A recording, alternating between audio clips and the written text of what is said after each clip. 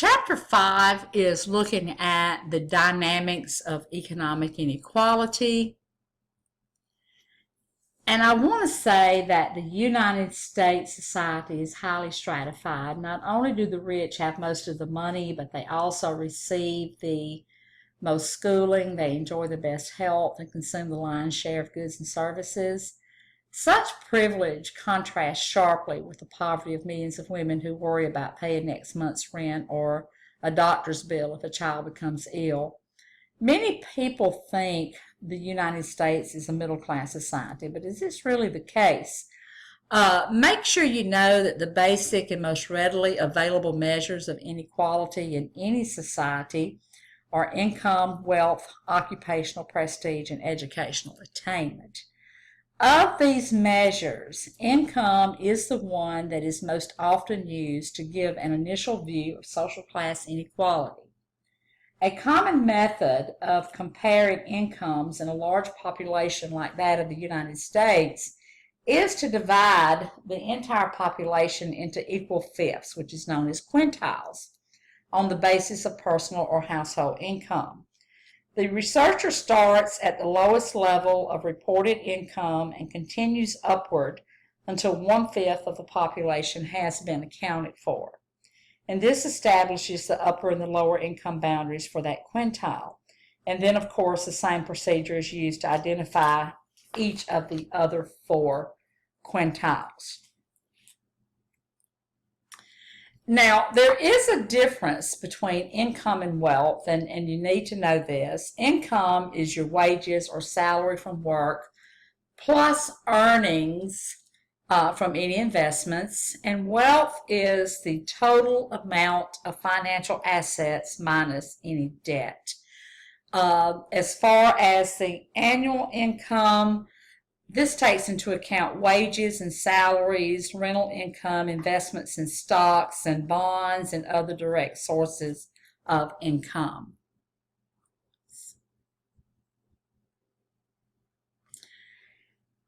Statistics show that since 1976, the gap between the rich and the poor in terms of the division of the nation's income has increased. Make sure you know that recent studies does show that the United States has replaced Great Britain and Ireland with as a Western industrial nation with the largest gap between the rich and the poor. Net worth is distributed among some of the most significant aspects of household wealth. Make sure you know that the richest 10% of families own homes that are valued at about 35% of the total worth of American homes, and the same 10% own almost 80% of other real estate, more than 90% of securities, which is stocks and bonds, and about 60% of the money that's in bank accounts. Inequality that is expressed in dollars of income or possession of property and stocks translates into large differences in what people can spend on health care, shelter, clothing, education, vacations, and other necessities and comforts.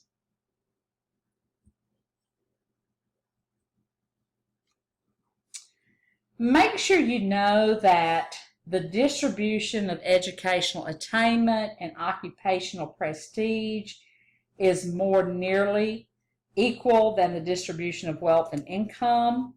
And make sure you know what educational attainment refers to. This is the number of years of school completed. It has become more equal among major population groups in the United States.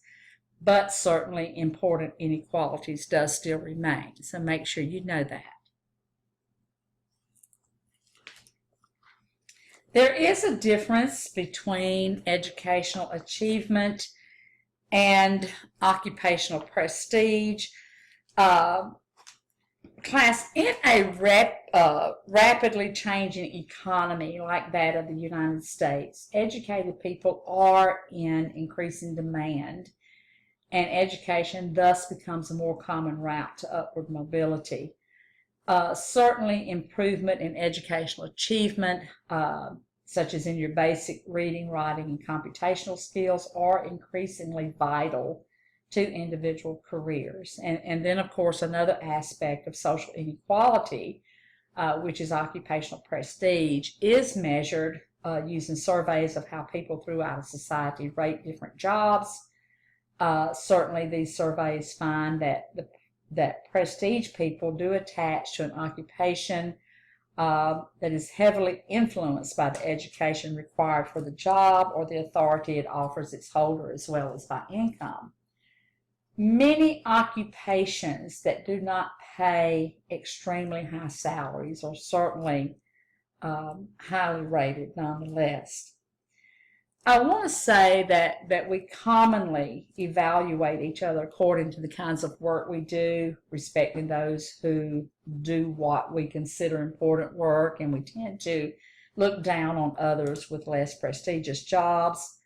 People accord high prestige to occupations such as medicine, law, and engineering that does require extensive training and generates high income, and by contrast, prestigious work such as a waitress or less prestigious work such as a waitress or a janitor not only pays less, but it requires less ability and schooling.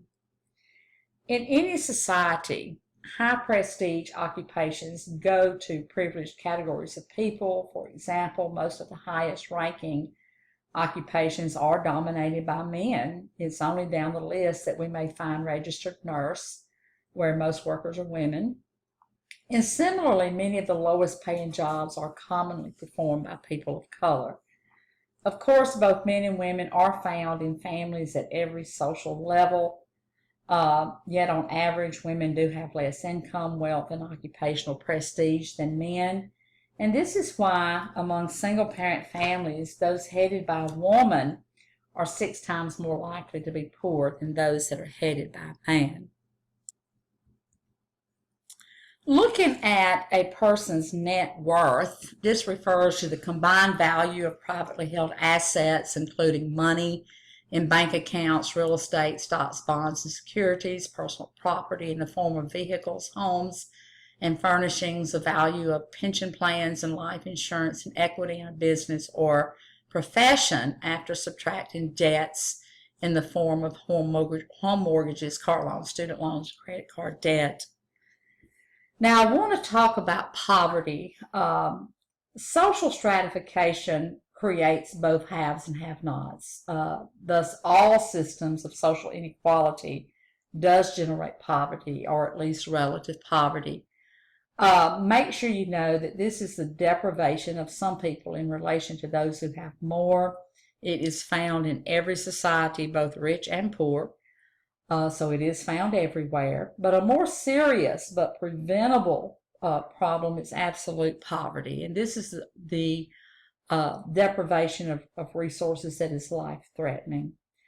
Over 1 billion human beings around the world are at risk of absolute poverty. Even in the United States, families go hungry, they live in inadequate housing, and they suffer poor health because of poverty.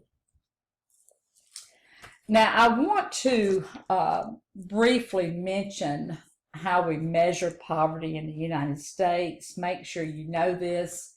The official method for measuring poverty in the United States was established in the 1960s by Social Security Administration statistician Molly Orshansky. Make sure you know that. Orshansky rejected the practice of choosing an arbitrary level of income, such as $3,000 a year, to calculate how many Americans were poor. Instead, she argued that one should calculate simple but nutritionally adequate food budgets for families of different sizes. And she assumed that food accounts for about 1/3 of the total family expenditures, basing this assumption on a food consumption survey done in 1955.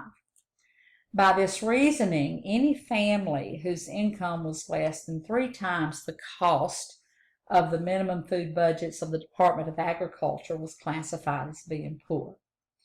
This measure is still used today, but there are some minor changes, such as multiplying by 4 instead of 3 on the basis of data showing that food accounts for about 1/4 of the average family income.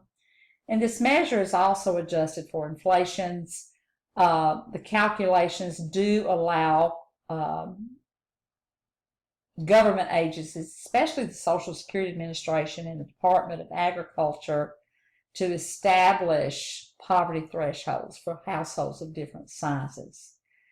Thresholds are somewhat lower for farm families because they can grow some of their own food.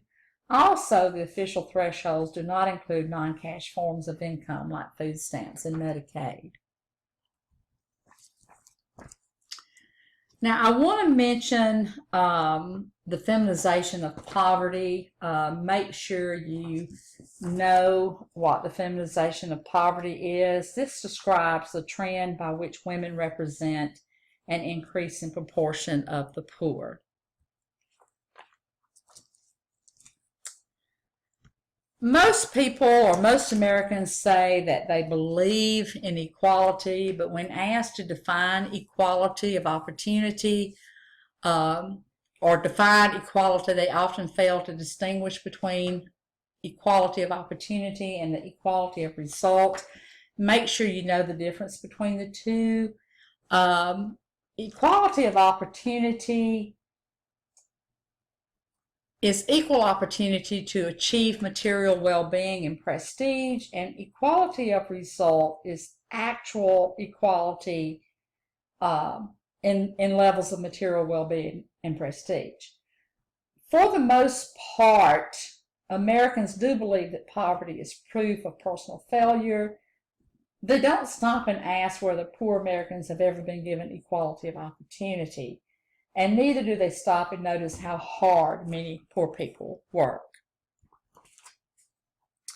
Now, make sure you know this. According to Herbert Gans, greater equality is hard to achieve in the United States because poverty has some positive functions for society and class. He gave a list of positive functions of poverty. Make sure you're familiar with these. You'll have to identify the ones that doesn't belong. Number one, the existence of poverty ensures that society's dirty work will be done. Certainly society can fill these jobs by paying higher wages than for clean work, or it can force people who have no other choice to do the dirty work. Number two, because the poor are required to work at low wages, they subsidize a variety of economic activities that benefit the affluent. For example, domestic subsidies subsidize the middle and upper classes, which makes life easier for their employers. Number three, poverty creates jobs for a number of occupations and professions that serve or service the poor or protect the rest of society from them.